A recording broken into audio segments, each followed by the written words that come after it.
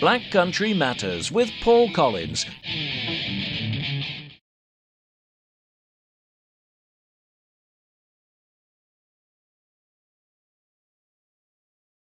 Okay, Y420Q oblique stroke. Okay. The average modern motor car has 7,000 parts, and when one of them stops moving, that is where your troublum starts. Well, one of them stopped moving, and I'll tell you, if I may, the sorry tale of Y420Q oblique stroke A. Well, a funny little clicking sound was coming to my ears whenever I was cornering or moving through the gears. It doesn't sound that bad, I thought I'll fix this one myself. So I took the trusty manual down from off the garage shelf, the index and the clicking sounds when moving through the gears or cornering, end quote, when checked to confirm my darkest fears. The common fault occurs when the advancing trunnion grommet contacts the lower swivel arm and knocks the cotter from it.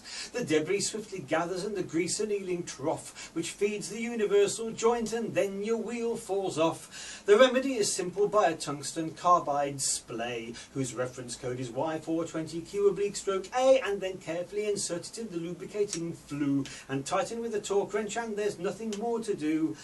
Well, they might as well have written it in Chinese braille in code, so I took my trusty manual to the garage down the road. "Do you please stock Y420Q oblique stroke A?" says I. He says, "Now you want main dealers, have you given them a try?" So I did that, and they didn't, but they ordered it for me, and only 2 weeks afterwards I bore it home in glee. Now a Y420Q oblique stroke A is about like that, for which they charged me 50 quid plus 10.5 for VAT.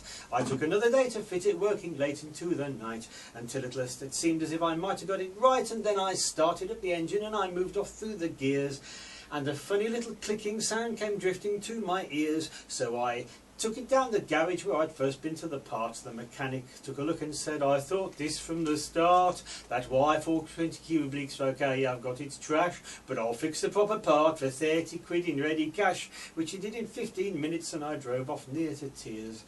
And a funny little clicking sound came drifting to my ears, so I stopped the car and checked the wheel and swore to raise hell fire when I found this little pebble wedged up tight against the tyre. So I flicked it out and started off and moved off through the gears, and lo, a perfect silence then came drifting to my ears. And I laughed then at the manual and the mendicant mechanic, and the Y420Q oblique stroke A that made me panic.